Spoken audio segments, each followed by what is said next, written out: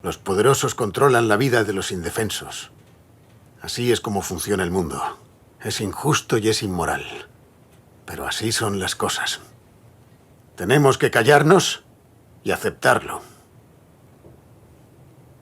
Y una mierda.